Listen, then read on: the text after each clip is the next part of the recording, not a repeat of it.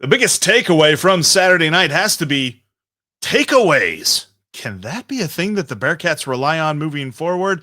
Let's discuss it all with Chad Brendel.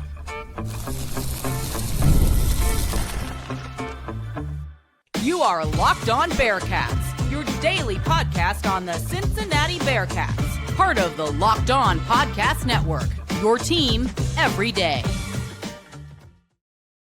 Welcome into Locked On Bearcats. My name is Jeff Carr, and I'm all Cincinnati all the time. I've worked in multiple athletic departments across different universities, and I've been a season ticket holder for Bearcats football for now 7 seasons. Glad that you're alongside me here today. Locked On Bearcats is part of the Locked On Podcast Network. We are your team, your Bearcats, every single day. And on today's podcast, we have Chad Brendel joining us, and we're going to talk about just how much we learned and how much we know about the men's basketball team after one scrimmage in Michigan. That's coming up later on in the show. In just a few minutes, we're going to look ahead to Baylor and some of the things that concern us the most, and it probably starts with the fact that the Bearcats are actually facing a starting quarterback for a change. That's coming up in just a few minutes, though. And we will begin with the Oklahoma State win and things that we can trust from it moving forward, all on today's Locked On Bearcats that is brought to you by Game Time. Download the Game Time app today, create an account, and use the promo code LOCKEDONCollege to save $20 off your first purchase. And he is the captain of the coolest corner of the internet for the Clifton community. Chad Brendel, what you got for me, man? I had an awesome birthday weekend. That's what I got for you. I got to go happy up. Belated birthday. Yeah. Thank you. Went up to Ann Arbor, watched the basketball team play, had a watch party at the Holy Grail for the football team on Saturday night.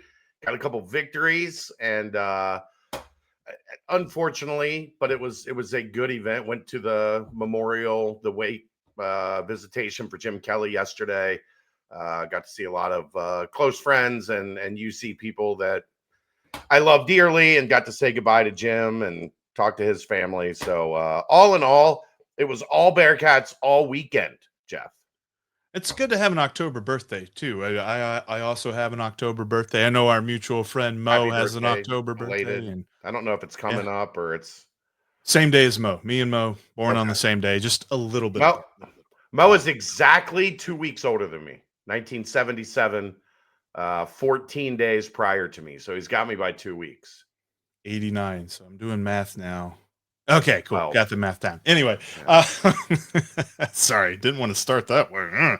Let's start with the Bearcats win, because they killed Oklahoma State, and the biggest reason they did it was because they forced the turnover, something they've not done with it. I mean, they haven't done it all as far as interception-wise. I think they only got like one fumble recovery on the year. Like, it's good to see the turnovers. Can we expect this moving forward, or was it just the fact they were facing yet another third-string quarterback?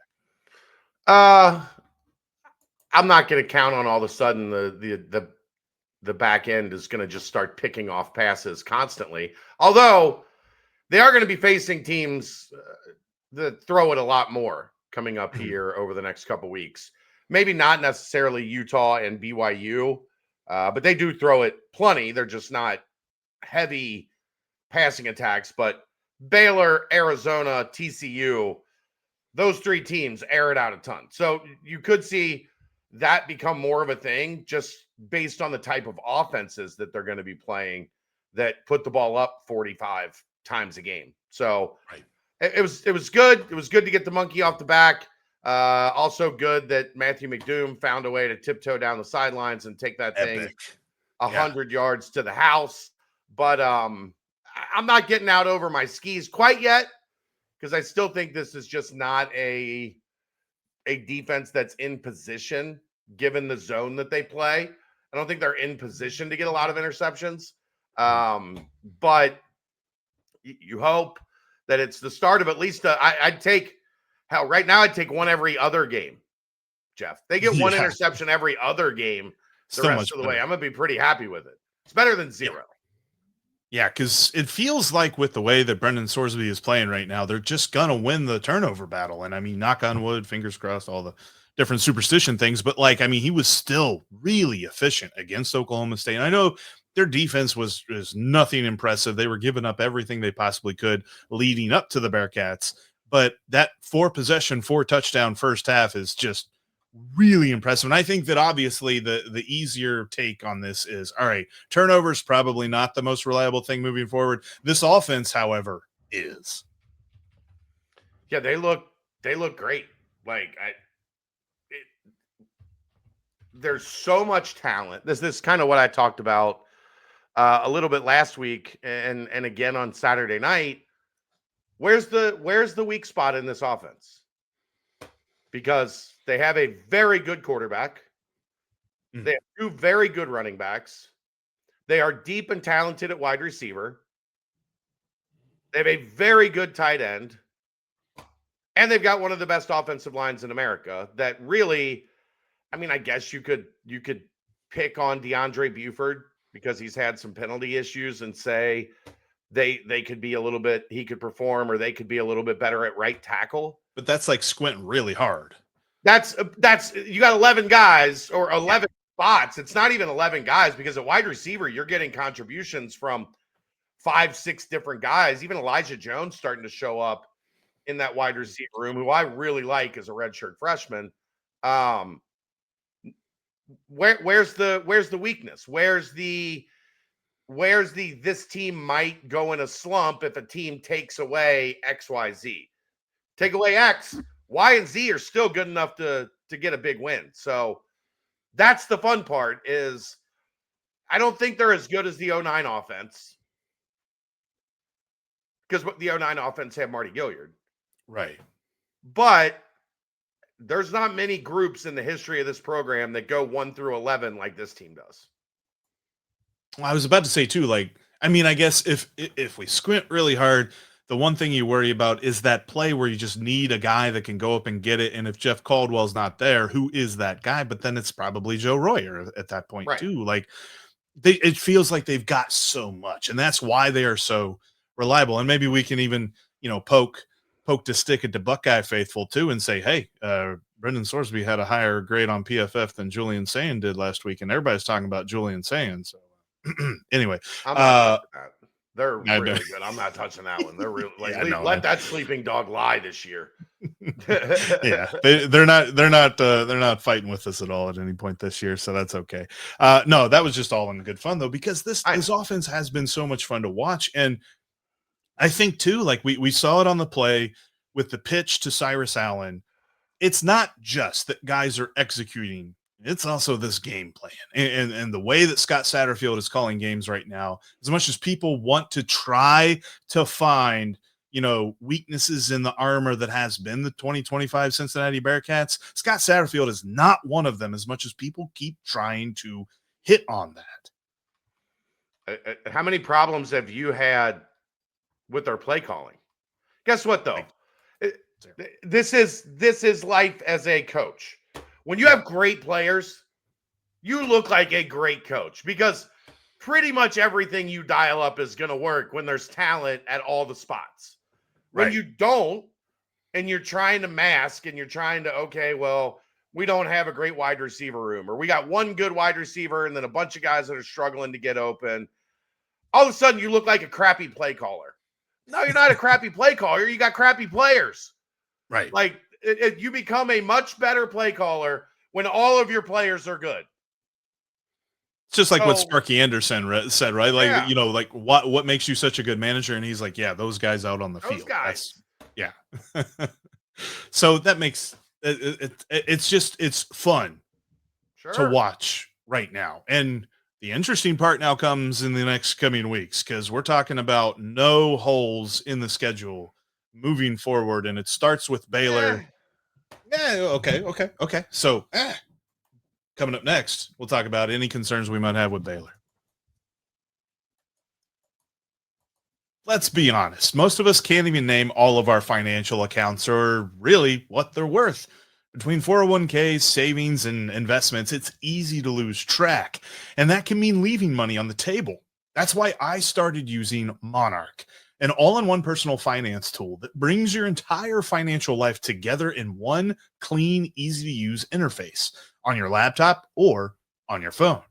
It's helped me organize my accounts, track my spending, and get a better handle on my investments without ever touching a spreadsheet. Because let's be honest, spreadsheets, don't necessarily equal fun for most of us anyway. But it's so key seeing this all in one place. Don't let financial opportunity slip through the cracks for you. Use the code LOCKEDONCollege at monarch.com for 50% off your first year. That's monarch.com, code LOCKEDONCOLLEGE for half off your first year.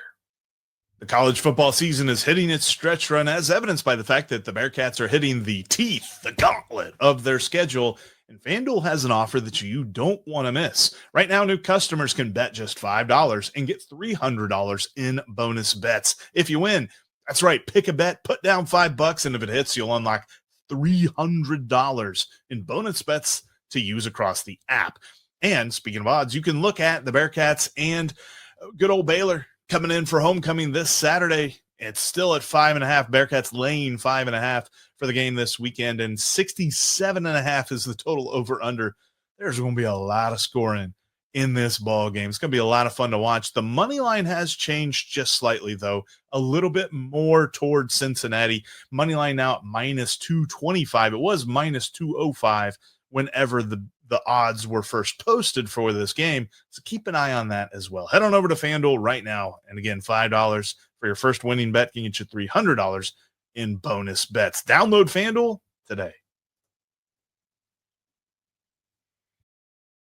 I appreciate you making Locked On Bearcats part of your day. If it's not part of your everyday routine, I invite you to hit that subscribe button right here on YouTube or on your favorite podcast app. We're free and available everywhere you get your podcast. We're covering the Bearcats every single day. All right, Chad, so looking ahead now to what they've got coming up in Baylor and homecoming and all this fun stuff. Like I kind of just mentioned a moment ago, the Bearcats are still favored in this game. Going to be a lot of scoring in this game, and I think a lot of that has to do with the fact that they're facing a starting quarterback for once. It's been a couple of weeks since we've seen that, and with the defense at least getting off of the schneid with the turnover and all that stuff this past week, are you more or less confident in the coverage on the backside facing Sawyer Robinson and the guy that can really sling it? They could be a good defense, and Baylor's going to throw for a lot of yards. Like they could be a really good defense, and Baylor's still going to get theirs. They are the number one in terms of yards, the number one passing offense in the country. Okay, so they're going to get theirs. Like it's going to happen. I made this joke earlier today. I can't believe I haven't thought of it sooner. But for 2 years, everybody's like, Cincinnati doesn't look like a Big 12 team. Now they look like a Big 12 team. They got a great offense, and the defense gives up yards all over the place. They look like a Big 12 team. They're finally indoctrinated into the club. Right. Baylor is the same way, but worse. If you think Cincinnati's defense is bad, Cincinnati's like on K-Ford, which I think is probably my favorite, like offense, defense, special teams ratings to look at. Cincinnati's 49th on K-Ford in defense. There's 136 teams. Cincinnati's 49th. They're average. They're not good, but they're not as bad as some people are making them out to be. You want to know what bad looks like? Baylor's 101st out of 136. So we might be at Nippert Stadium until 9 o'clock. on Saturday. Nobody's holding the drive, like, because they kept belaboring this, and I don't know if you heard the ESPN broadcast or the radio broadcast, but ESPN2, it felt like told me about 150 times that Oklahoma State wants to hold on to the ball for as long as they possibly can. Baylor's not doing that this week, right? No, Baylor wants to go. That's going to be the test for the Cincinnati defense, right? We saw really the only time they've had major problems was against Kansas, where Kansas was hitting those big explosive plays. Baylor wants to hit those big explosive plays. They want to push the ball down the field and score quick. Cincinnati's defense is designed to take that away and make you march down the field. We'll see if they can do it to Baylor. Like it's easier said than done. That's what they want to do. That doesn't mean they're going to do that. But if they can hold that Baylor offense to a point where it's taking them a while to get things going. Robertson threw 3 interceptions last week against TCU. He will make some mistakes if you make him work for it. If you're just letting him throw the ball over the top, they're catching it and running for touchdowns, you're in big trouble. But if you make him work, you can make him make an error. You can make him, be a little inconsistent in terms of always making the right read. So that's what they have to do in this thing. And the other thing, Jeff, and I don't feel confident in it, but they got to find a way to be a little bit better getting off the field on 3rd and 4th down, because teams have just learned we got to keep up with them by scoring touchdowns, kicking field goals, punting. That's not going to do the trick. We got to get touchdowns. They're going for a lot. I mean, I don't remember a season where Cincinnati has had so many fourth down tries against their defense. And teams are just saying, hey, we're going to keep going for it until you stop us. They've done a decent job of it. They haven't been great, but they've got off the field enough. But that's kind of the big thing, is you got to get them into 3rd and 4th and long, or 3rd and 6, 3rd and 7, something like that, and then get them off the field. Going to be easier said than done. Yeah, it feels like that was, I mean, as much as we talk about the fumble and the interception from Saturday night, one of the other big defensive plays, I think it was it Antoine Peak that stopped Sam Jackson as he was trying to run there on 4th down and 1, and they were able to keep them back that way. I think it was Antoine Peak. And then somebody else came in and cleaned it up, and I can't remember who. Was it Thompson? No, I'm going to just throw out names at this point because I'm trying to remember the play, but I can't remember the number. But I remember the play, but I can't remember who was second on the scene. Right. And you're right. It feels like watching, like when you play Madden. Like when you play Madden, you never punt or kick a field goal because what's the point? It's a video game. But that welcome to the Big 12. Right. That seems to be the strategy in real life, because this isn't Madden. This is real life. And the way that teams are playing them, I find that intriguing. And I think, too, the Bearcats are going to have to be disciplined in staying back, because Sawyer Robinson is going to scramble around a little bit to buy more time. There was a lot of plays that it felt like Sam Jackson did that, where a guy would come up thinking that he was going to take off and run, and instead he pulled it back down and he threw, albeit it wasn't like it was a consistent problem, but it was enough tape that I think that Sawyer Robinson is going to see that and be like, this is what I'm going to do.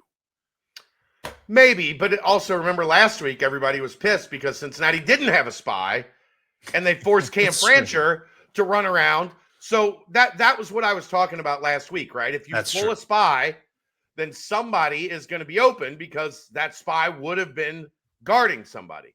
Like it's exactly what I talked about in terms of picking your poison on how you want to force a team to beat you. Now, with Robinson, you probably wanted him to throw it a little bit more because he was a quarterback, then a wide receiver, back to a quarterback. He hasn't been back there throwing a lot of balls.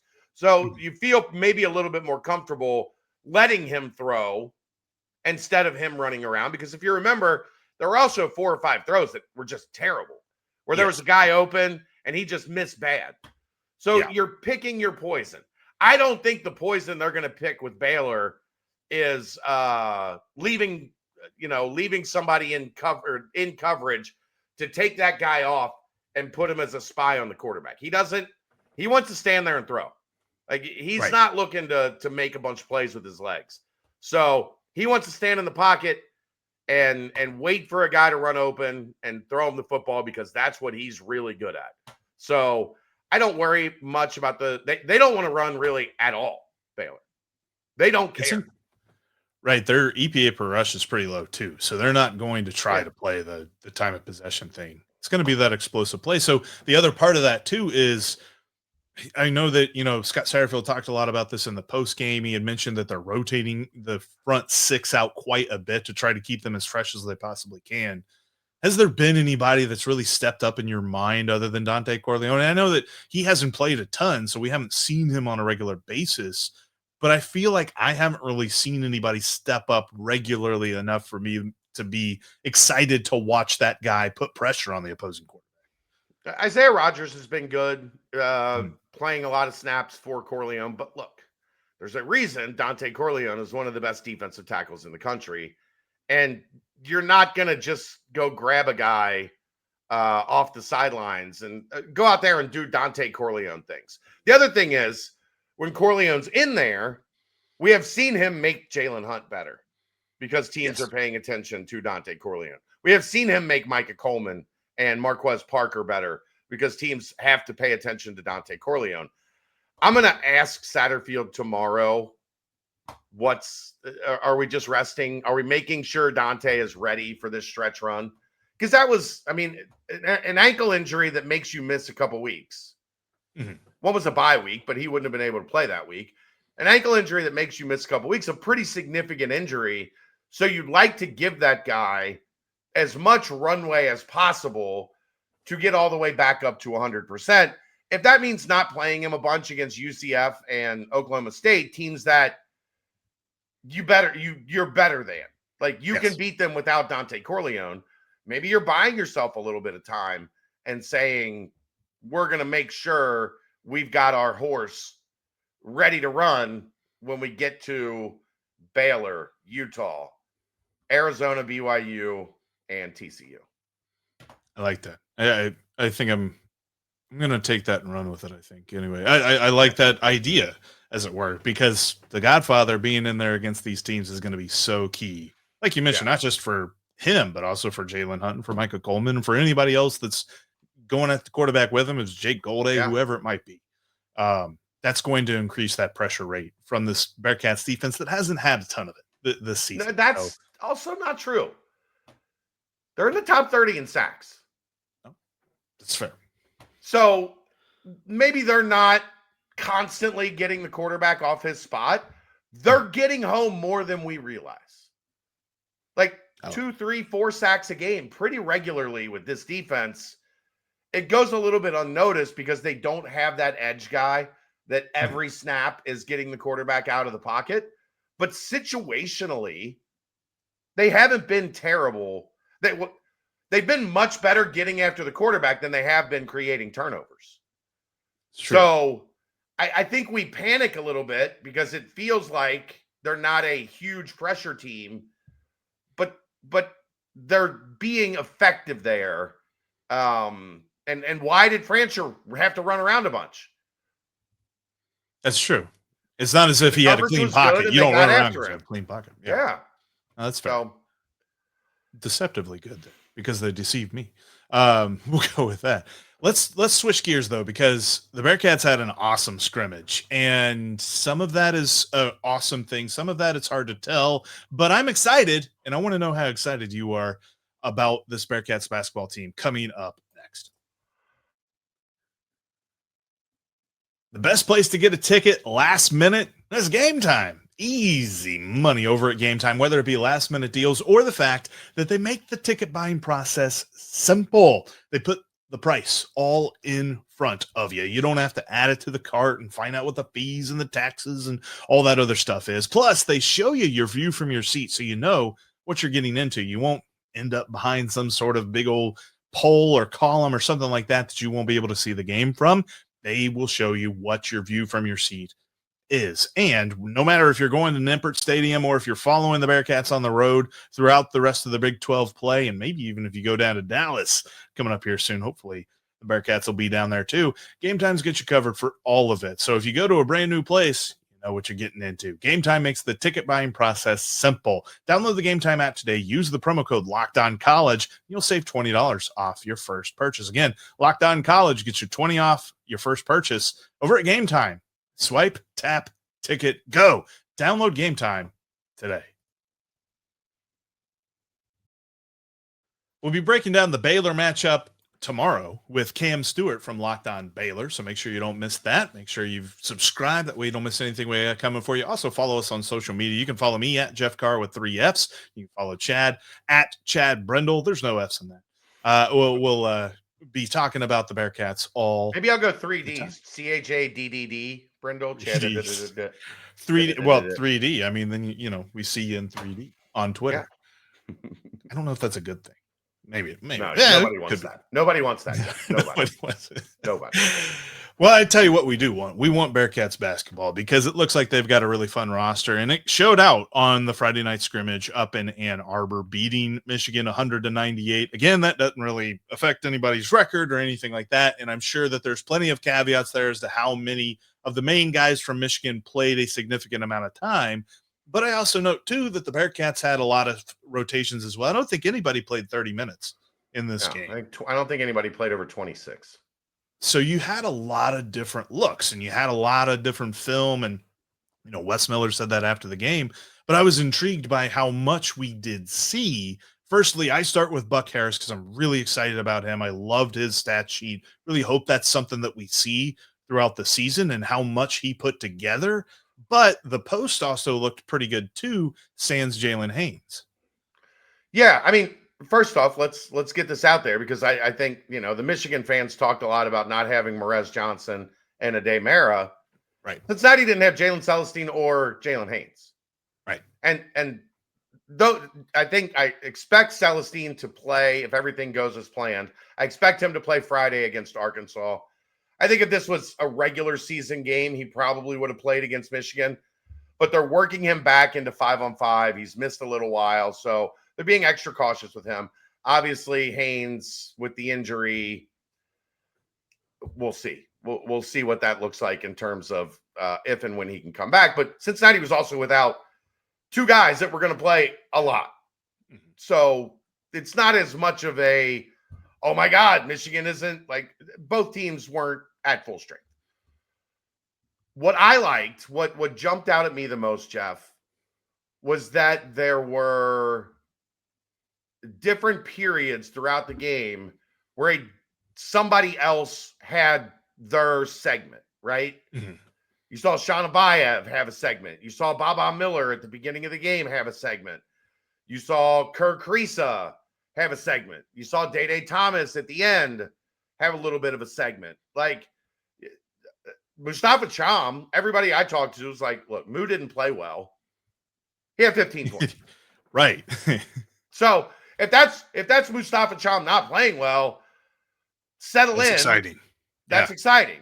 So that was one thing that really jumped out at me. The other thing, and it kind of played out, I've been hearing normally when the season starts, it's very heavy defense focused by Wes Miller. Mm-hmm. I don't think that has been the case so far in the lead up to this season. I think they have been focused a lot more on getting the offense where it needs to be, which with as many new pieces, that makes sense. Mm-hmm. That you're really focusing on getting those guys where they need to be offensively. We're going on 5 years in on Wes Miller, right? Well, here's what we know. He can coach defense. Yeah. His teams have always been good defensively. So I like that they're spending a little bit more time on getting the offense on track. And they scored 100 points, 52 in the first half, 48 in the second. They hit threes at a reasonable clip. It looked, be still my beating heart. It looked more like modern basketball, Jeff. It was threes and at the rim. Everything kicking was the ball around. Yeah. Or at the rim. The mid-range shot was out. It's the worst shot in basketball. I hate it. I don't mind an occasional mid-range three or a mid-range jumper to keep a defense honest. UC took way too many of them last year and the year before. And getting into it's the Corey Evans effect, right? Getting into a more NBA-centric style of offense, I think is going to be very good for this team. It's exactly what they needed. And like, there were some times early on in that game. And I remember too, like toward the end of the first half, there were a couple of threes from Jordi Rodriguez, which I'm like, I don't know how much he's going to I mean, he'll be in the rotation, but I don't think he's going to be in the first five. No, he'll be a guy off the bench. Flat shoot it, Jeff. The one he hit from the wing on a kick out that barely even moved the net. Like, if you can get him in catch and shoot situations, he's going to be a very nice bench piece that gives you some, they've been trying to find that over the past couple of years, but they haven't had that. And right. Jordy gives you that as a guy that you can put out there and the defense can't leave. That they can't sag off of him because he will bang the open three. And it kind of feels like if you really need a three, you can put him and Kerr Kriisa out there and put one on each wing and just you can't cover both of them. Like I don't think anyway, unless you just face a really good defensive team. And then on the other end of that, they're going to be practicing against a really good defensive team because Wes Miller knows how to do all that. So I'm excited. And guess what happens if you tag both of those guys? Now there's more space inside for Baba Miller, Mustafa Cham, Tyler McKinley, who I thought played really, really well in his minutes, outside of when he was asked to guard Yaxel Lindenborg, who is going to be a first-team All-American and maybe the National Player of the Year with how good he's going to be at Michigan this year. 31, didn't he? He was scoring well. So he scored 5 in the first half, and that was a lot of Baba Miller guarding him. And then Baba got in foul trouble and didn't play a ton in the second half, and then he had 27 in the second half. So keep Baba out of foul trouble is something I would recommend. Yeah. But outside of Tyler being asked to guard maybe the best player in the country, where he struggled a little bit, other than that rebound in between two guys and off the missed free throw, slicing in there, grabbing the rebound, step through, getting the easy layup, like that's a big time momentum play that can shift the game. Right. And he showed, he showed that he's going to be okay. I'm so stoked to watch all this. And like, it was funny, like looking at the final box score and seeing that Baba only had 6 rebounds, because I felt like he had 15 in the first 5 minutes of the game. So that was 3 offensive rebounds in the first 2.5 minutes. It was so huge. Like, it just looked like you could about set up a game plan of just shoot it and Baba's going to rebound it if you miss it. It's going to be fun to watch. But I'm really excited to see what they do against Arkansas. And then, of course, as the season gets going, we'll have all of that covered right here on Locked On Bearcats, between football, basketball, and everything in between. You're going to get Bearcats all day, every day right here. So thanks for making us your first listen. And for your second listen, go check out Locked On Big 12, as Drake Toll has the most exciting conference in college sports covered every single day, from championships to everything in between. Check out Locked On Big 12. Just like Locked On Bearcats, we're part of the Locked On Podcast Network, your team every single day. Thanks for checking us out again, and we'll see you tomorrow.